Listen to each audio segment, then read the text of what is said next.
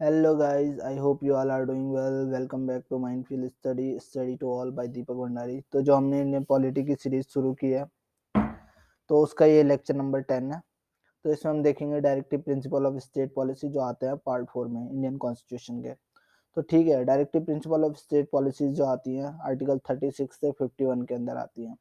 तो जो ये डील करते हैं provision of directive principle which are contain in part 4 of the constitution. This feature of the constitution is taken from Ireland. जो ये feature है कॉन्स्टिट्यूशन का, इसको आयरलैंड से लिया गया है। और these are kind of direction and instruction to the state in order to grow India as a welfare state।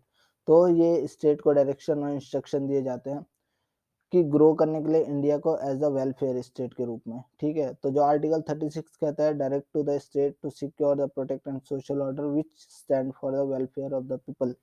जो भी उसके अंदर अंतर्गत पीपल्स जो लोग आते हैं उनके वेलफेयर, सोशल ऑर्डर और वेलफेयर के बारे में बताता है आर्टिकल 36। तो आर्टिकल 37 क्या कहता है? ये directive principle are non justiciable in the court but are fundamental to the government governance of the states. ये जुडिशियबल नहीं है कोर्ट में, लेकिन फंडामेंटल्स हैं गवर्नमेंट को, स्टेट को ग्रो करने के लिए। ठीक है, तो इसके बाद देखते हैं जो डीपीएसपी एडिट की गई थी 42nd कॉन्स्टिट्यूशन अमेंडमेंट एक्ट के थ्रू 1976 में हुआ था। जो आर्टिकल 39G कहता है to protect children against exploitation to provide opportunity for their healthy development in condition of freedom of and dignity. तो जो भी बच्चे हैं उनके एक्सप्लॉयटेशन मतलब उत्पीड़न से रोकने के लिए उन्हें, और एक अपॉर्चुनिटी प्रोवाइड करने के लिए उनके हेल्दी डेवलपमेंट के लिए। ठीक है, तो इसके बाद देखते हैं 39A क्या कहता है। Equal opportunity for justice and free legal aid मिलेगा और इक्वल अपॉर्चुनिटी जस्टिस की मिलेगी। ठीक है, इसके बाद 43A कहता है right of worker to participate in management of industry. जो वर्कर का राइट है पार्टिसिपेट करना मैनेजमेंट के अंदर, जैसे यूनियंस होते हैं, यूनियन के लीडर होते हैं, तो वैसे ही उनका एक पार्टिसिपेशन हो गया इंडस्ट्री के मैनेजमेंट में। तो इसी को बोलते हैं, ये आर्टिकल 43A के अंदर आता है। ठीक है, फिर आर्टिकल 48 आता है to protect the environment forest and wild animal. जो हमारे एनवायरमेंट है, फॉरेस्ट और वाइल्ड एनिमल को, इनको कंसिस्टेंटली वो करना है, प्रोटेक्ट करना है। ये भी राज्य का वो है। डीपीएसपी जो एडिट की गई थी 44th अमेंडमेंट एक्ट 1978 में, तो इसका आर्टिकल 38(2) कहता है state shall minimise inequality in income. तो स्टेट को मिनिमाइज करनी है जो इनइक्वालिटी है इनकम में, किसी की इनकम ज्यादा है किसी की कम है, स्टेटस में, फैसिलिटीज में और opportunity among individual and group. जो एक आदमी और या एक ग्रुप के बीच में जो भी ये इनइक्वालिटीज है इनको समान करना है। ठीक है, अब देखते हैं जो डायरेक्टिव प्रिंसिपल जो अलग आते हैं जो पार्ट 4 में नहीं है। तो इसमें आर्टिकल 335, जो 335 है आर्टिकल, वो क्लेम करता है शेड्यूल कास्ट, शेड्यूल ट्राइब को shall be taken into consideration consistently. इनको कंसिस्टेंटली कंसिडरेशन में लेना चाहिए। ठीक है, जो शेड्यूल कास्ट है, शेड्यूल ट्राइब है, with the maintenance of efficiency of administration in the jobs and appointment of to union state. जो यूनियन एंड स्टेट हैं उनकी अपॉइंटमेंट होती हैं जो जॉब्स की, उसमें इनको कंसिडर करना चाहिए। जो ये होती हैं schedule caste and schedule tribes होती हैं। अब जैसे ये हो गई भील प्रजातियां हो गई, है ना, बोडो, गारो, खासी, जयंतिया, इनमें होती हैं जो। ठीक है, तो ये मतलब एक प्रजाति हैं, लोकल वो हैं, शेड्यूल ट्राइब्स हैं। कुछ शेड्यूल ट्राइब्स के बारे में बाद में भी बात करेंगे। ठीक है, तो शेड्यूल ट्राइब्स हैं, इनको कंसिडरेशन में लेना चाहिए जो यूनियन एंड स्टेट में जॉब अपॉर्चुनिटीज बनती हैं। तो आर्टिकल, और इसमें है आर्टिकल 35 का ए, जो प्रोवाइड करता है adequate facility for to provide adequate facilities for instruction in the mother tongue at primary stage to children of linguistic minorities। जो linguistic minorities से आते हैं उन चिल्ड्रन को प्राइमरी स्टेज में मदर टंग के बारे में सिखाना, इंस्ट्रक्शन देना। तो आर्टिकल 350A में आता है। आर्टिकल 351 क्या कहता है? To promote the spread of Hindi language. ये प्रमोट करता है हिंदी लैंग्वेज को फैलाने के लिए। अब देखते हैं जो फंडामेंटल राइट्स और फंडामेंटल ड्यूटीज में directive principle of state policies में क्या क्या डिफरेंसेस हैं। तो जो एफ आर एस है मतलब फंडामेंटल राइट्स है, तो ये negative obligation of the state है, ठीक है, जबकि डीपीएसपी है positive obligation of the state है। जो जुडिशियबल इन कोर्ट ऑफ लॉ है, लेकिन जो डीपीएसपी है वो नॉन जुडिशियबल है, ठीक है, इनके बारे में मतलब कोर्ट में सुनवाई नहीं हो सकती। नॉन जुडिशियबल का मतलब ये होता है, जुडिशियबल मतलब कोर्ट में जा सकता है आर्टिकल 32 के अंतर्गत, ये तो मैंने आपको बताया है। तीसरा पॉइंट है foundation of political democracy economic, ठीक है, जो ये डीपीएसपी है इसमें foundation of social and democracy होता है। अब देखो नोट है, इसको याद रखना, in of conflict between the fundamental and directive principle, अगर इन दोनों के बीच में कॉन्फ्लिक्ट होता है फंडामेंटल राइट और डायरेक्टिव डीपीएसपी में, तो फंडामेंटल राइट हमेशा प्रिवेल्स करेंगे, ठीक है, ये हमेशा याद रखना। अब फंडामेंटल ड्यूटीज के बारे में देख लेते हैं थोड़ा।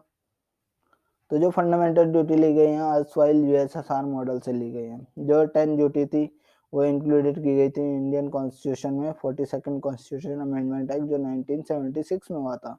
और जो 11th नंबर की ड्यूटी थी, 11वें नंबर की ड्यूटी थी, ये एडेड की गई थी 86 कॉन्स्टिट्यूशन अमेंडमेंट एक्ट हुआ जो हुआ 2002 में, ठीक है। Fundamental rights and fundamental duties are correlative, दोनों कोरिलेटिव है। 11 फंडामेंटल ड्यूटीज हैं ऑफ द citizens की toward the state have been enumerated in Article 51A in Part 4A of the Constitution। Part 4A में Constitution में Article 51 के A के तहत 11 fundamental duties आती हैं, ठीक है। There is no provision in the Constitution to direct enforcement of any of these duties nor any sanction to prevent their violation, ठीक है। ये मैंने आपको बताया नॉन जुडिशियबल है, इनको लेके कोई कोर्ट में नहीं जा सकता कि हमारी फंडामेंटल ड्यूटीज का हनन हो रहा है, ये हो रहा है, वो हो रहा है, कोई नहीं जा सकता, ठीक है। तो फंडामेंटल राइट्स और फंडामेंटल ड्यूटीज में ये है, ठीक है। तो सुप्रीम कोर्ट पॉइंटेड आउट करता है foundation of the composite culture, जो सांस्कृतिक कल्चर है हमारा, उसको एक्सप्रेस इन क्लॉज एफ में करता है आर्टिकल 51A के। लैंग्वेज, जो संस्कृत लैंग्वेज है और लिटरेचर के बारे में पॉइंट आउट करता है सुप्रीम कोर्ट कि इनको बढ़ावा देना चाहिए हमें। तो आप देखते हैं लिस्ट ऑफ फंडामेंटल ड्यूटीज कितनी है फंडामेंटल ड्यूटीज। तो पहली ड्यूटी क्या है, to abide by the respect of constitution, the national flag and the national anthem, जो हमारा एक प्रत्येक नागरिक है उसको अवॉइड रहना चाहिए, उसको प्रतिबद्ध रहना चाहिए, किसके लिए, रिस्पेक्ट ऑफ कॉन्स्टिट्यूशन, हमारे कॉन्स्टिट्यूशन की वो करनी चाहिए, रिस्पेक्ट करनी चाहिए, नेशनल फ्लैग की रिस्पेक्ट करनी चाहिए और नेशनल एंथम की भी। सेकंड ड्यूटी है to cherish and follow the noble idea of the freedom struggle, जो फ्रीडम स्ट्रगल है उनके नोबल आइडियाज को फॉलो करना चाहिए।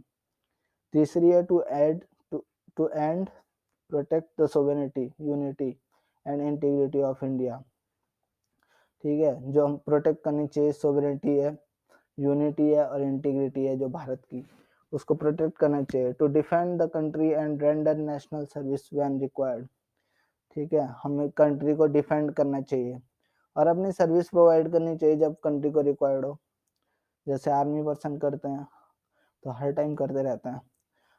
अब फिफ्थ ड्यूटी क्या है, to promote common brotherhood and establish dignity of human, common brotherhood भाईचारा होना चाहिए आपस में, एस्टेब्लिश डिग्निटी ऑफ ह्यूमन जो महिलाओं का सम्मान होना चाहिए, ठीक है। सिक्स में क्या है, to preserve the rich heritage of the national composite culture, जो सांस्कृतिक कल्चर है उनको हमें वो करनी चाहिए, उनको हमें संजो के रखना चाहिए, ठीक है। अब ये है सातवीं ड्यूटी क्या है, to protect and improve natural environment, natural environment है उसको प्रोटेक्ट करना है और इम्प्रूव करना है उसको डे बाई डे लाइफ में।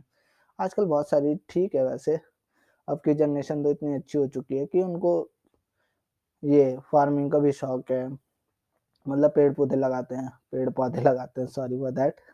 To develop scientific temper, humanism and spirit of inquiry, इनको डेवलप करना चाहिए, scientific temper, humanism and spirit of inquiry, ठीक है। To safeguard public property and observe violence को नहीं करना चाहिए, वैसे अहिंसा के मार्ग पे चलो तो ठीक है, मिड पाथ ढूंढना चाहिए, वैसे बुद्धा वाले पाथ पे चलना चाहिए हमें, ठीक है। 10वीं ड्यूटी है to strive excellence in sphere of individual and collective activities. अब जो 11वीं ड्यूटी है ना बहुत इंपॉर्टेंट है, ये कब की गई थी? 86 कॉन्स्टिट्यूशन अमेंडमेंट एक्ट 2002 में।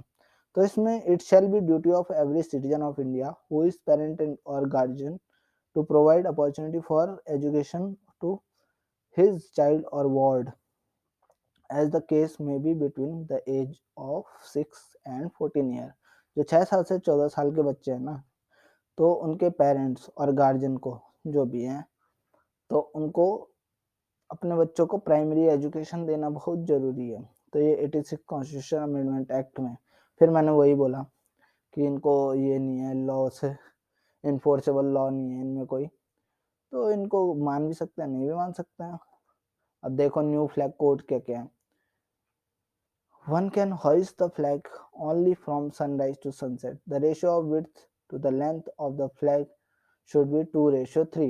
ठीक है, तो जो एक आदमी कोई भी व्यक्ति कर सकता है, झंडा फहरा सकता है, लेकिन सनराइज से सनसेट तक सिर्फ और सिर्फ जो रेशियो होगा 2 से 3, 2 उसकी लंबाई होगी, 2 उसकी चौड़ाई होगी, विड्थ टू लेंथ, और 3 उसकी लंबाई होगी, इस रेशियो में होगा उसका वो। ठीक है, don't use the flag as shroud और फ्यूनरल। श्राउड मीन्स क्या होता है? कफन होता है श्राउड मीन्स। तो हम यूज नहीं कर सकते हैं फ्लैग को कफन के रूप में। ठीक है, फिर don't drop the flag on vehicle. गाड़ियों के ऊपर नहीं लगा सकते हम झंडे को।